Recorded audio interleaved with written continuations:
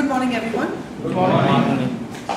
How many of you have traded cars or toys as you were children, when you were children with other friends, cousins? You know, the 70s, 80s children used to play these WWE cards or the cricket cards. Always trading, right? You have to tell why you have to trade that card, and negotiation was what you were using as children as well. Women who go to flea markets. Do we negotiate? Yes. There's a Lulu Mall apparently in Kerala, or for that matter, General Bazaar in Hyderabad, Lajpat Nagar in Delhi, or Fashion Street in Mumbai. Auto rickshaw, the driver, curfew time with parents, pocket money with parents. Are you relating? Every single day we negotiate. Every single opportunity gives us the skill to apply negotiation skills. Now, how consciously do we navigate through this negotiation is the question. Now, does negotiation happen in one single way? Is there a single formula to do this? Not necessarily. Now, some negotiations could be like this too. The little boy there is the winner of the argument clearly because his bedtime got pushed by 10 minutes. Now, this is a negotiation and he won. The rock, paper, scissors, if you identify this image, is a no-win situation. Nobody arrives at a decision at the end of it. We just keep saying rock, paper, scissors. But did the negotiation happen? The answer is yes. Did the consensus happen? Maybe not. Look at the one with the shadow. Many a times negotiations happen that way too, where the intent is to outsmart each other, but on the front, we are trying to please each other and hope that we'll arrive at some destination. Then of course you have the clear through muscle power play where negotiations do happen. Now, are these ways of negotiating? The answer is yes. Are they applicable to all situations? The answer is no. Today my agenda, or what my project demands, is that I help the audience understand what is a win-win situation negotiation. Most times when people walk away from a negotiation, whether it is curfew time from a parent or pocket money, one of the parties would have compromised either that much, or some will agree, like this lady, this person did. There is an agreement, it appears to be a negotiation, there was a conversation that happened, but was it really a negotiation? Maybe not. Alright? We also have this, where we say that we keep a score. Okay, this time I agree with you, next time you agree with me. But is that a negotiation? Not necessarily. Now what's my agenda today is to very quickly help you understand how does a win-win happen. The win-win is actually pretty simple. You must understand that there's not an adversary on the other side. You are a joint problem solver. The goal is to arrive at a decision both of you agree upon, willingly. No one wins at the end of it. You have a method. The method says that never ever get into a negotiation with a single solution.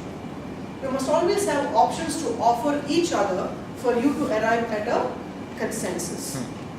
The focus is to get your decision based on reason and not necessarily on pressure. I don't have to be under pressure to take a yes. Now, if the decision does not go one way or the other, then it is not a win-win.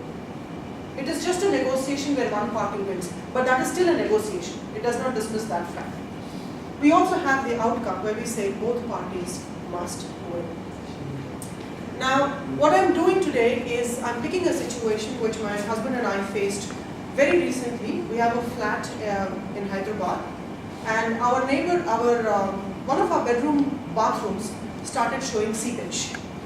In less than 6 months, that seepage became so aggressive that one bedroom wall started taking a beating and the entire room became unserviceable. People could not live in it because it had become very musty and had a lot of those bad air in the room. Now we had to negotiate with our neighbor upstairs because after 3 attempts of fixing it, the civil engineer told us that you have to get the bathroom flooring of the upstairs house fixed if this has to go. Now from our neighbor, we don't live there, but from our interactions with neighbors around, we came to know that our neighbor upstairs is not only not available most time, but is also slightly difficult to, is a very resistant man. And to play that neighbor, that resistant man, please welcome Toastmaster Riaz.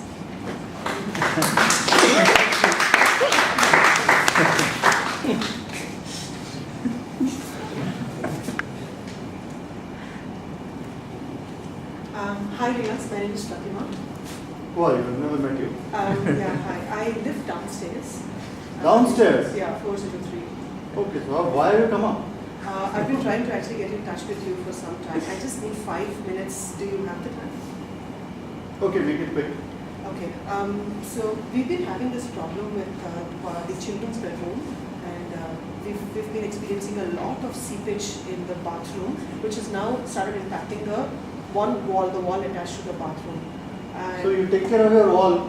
I know we tried doing that. In fact, we've contacted the builder and we tried fixing the wall, removed it and all that. We did the ceiling work 3 times over, but now the civil engineer says that we will have to do the treatment on your bathroom floor to do anything. My floor? Yes. My floor? Yes. Your house problem, my floor. Why? That's how the construction is. That's how the construction is, and they say that I think your fellow must have used poor material. That's why you are having this problem. The general building also had the same problems. Consensus says that most people are having problems. Even from the flooring upwards also people are having seepage problems. That's probably because of the flooring. So I want to check with you, are you okay with the idea of a proposal? Breaking my bathroom. Just redoing the floor.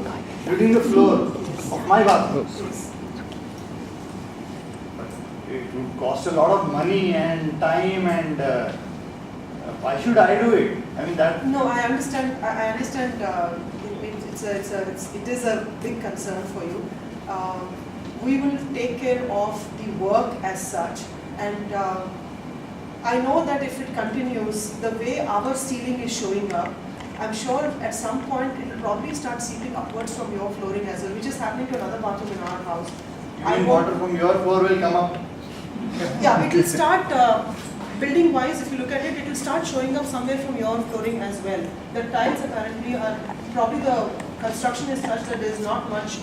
But I don't have time, so much work will go on. How will I manage? It's so difficult. I don't have money also. You see, I'm a retired person and I have to marry my daughter, and so my wife is also a shopaholic. So I will, in terms of time, I will tell you what we can do.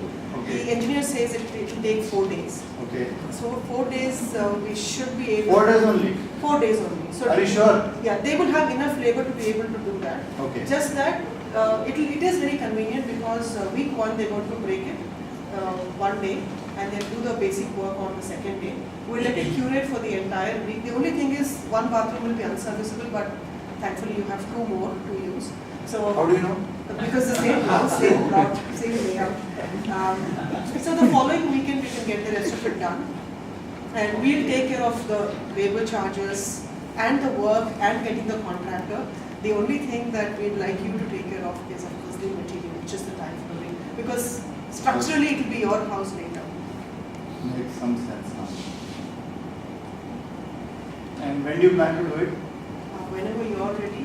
I mean, the sooner the better because the damage is very intense. Okay, I'd like to negotiate. I'll be available by the end of this month. Shall we start the work on the last week of the month, last weekend of the month? Okay, you can do so. But your children make a lot of noise at night. Please take care of that also. Okay? Yeah. Okay, we'll meet at the end of the month. Thank you very much.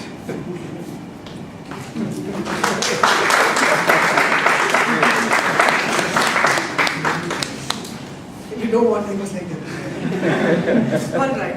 Okay, so the house is now open for 2 things. One is for Riaz and me to also have a small conversation on how did this conversation go? Was it useful in terms of a negotiation? Did I ask right questions? Did I show concern? Did I give options, etc.? And as audience, would you like to give me any inputs on what I could have done better? Yes, Satish. We seem like a single because you are ending up paying the entire money. No, As much as he's retired and all that stuff, if he's willing to pay money for his workshop while he should be able to take care of some part. It could happen 50-50 or something like that. I don't see it as a win-win. So, which is what I said. I said I will take care of the labor, you take care of the material. Okay. Okay. Cool. Yeah, I have a real example. Exactly the same situation in Delhi.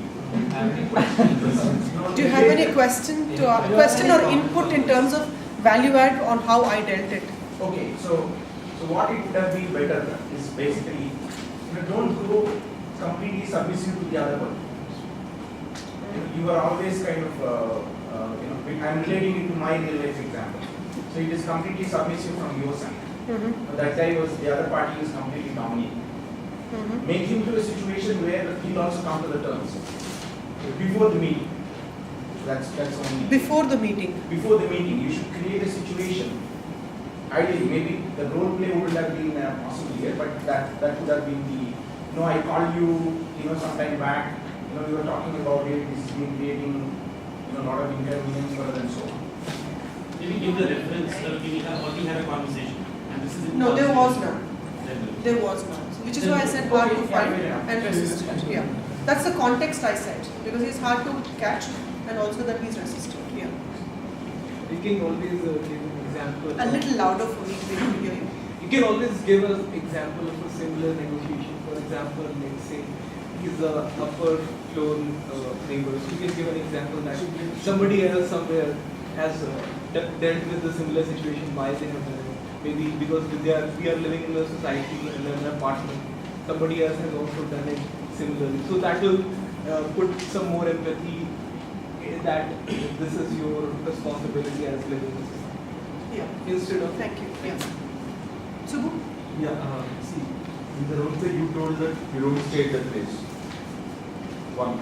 In the context. In the context setting you said you don't stay in that place. And two, you said that Riaz is not available. He's not never who is available. So probably there should have been a pre-contact that would have happened either on phone or something else and to set up this meeting. So probably that in the first 30 seconds of the meet, what happened in a previous discussion. That's the context you were saying. Yeah. Yeah, probably that context setting I felt could have been. Thank you. But you said you weren't living there, and Riaz said your kids made noise. Yeah. So he doesn't know the context. I only said that I am downstairs, not because as a tenant, as an owner there is more receptiveness than as a tenant. In the owner-tenant mentality, I don't know if you understand that. There's a lot of complexity in that. Yeah. Yeah. Thank you. Anything from you, Riaz? I felt it was as per a normal negotiation would happen. And in this case, the guy on the top is always at an advantage because he's got nothing to lose. He can be as stubborn as possible, and it is a guy on the lower floor who has to bend because in this case, the one down below is suffering. I mean, that is the way things work in this world. So you have to actually plead in a way. Although you're calling it negotiation, you have to plead, and I think it went off well, I would say. So in real time, this is exactly what happened. He was really hard to get and hard to understand, but it took us about 3 conversations to get him to do it. In real time, we are not even paying for it. So my neighbor upstairs is doing the entire thing for the sake of the role play. I tweaked it a little bit. So that worked very well for us. I'd like to leave you with this. A lot of times, we tend to look at only our point of view and how do I get what I want. But unless I think we shake hands and understand that both of us have an advantage, whether it's a business outcome or a personal outcome, the tone with which you ask people what you want them to do, whether the other person is domineering, if you want a purpose to be served, I think it's absolutely essential that you maintain that composure, keep the outcome in mind and get that person to do what is necessary. So I'd like to leave you with that. Thank you very much. Over to the Toastmasters.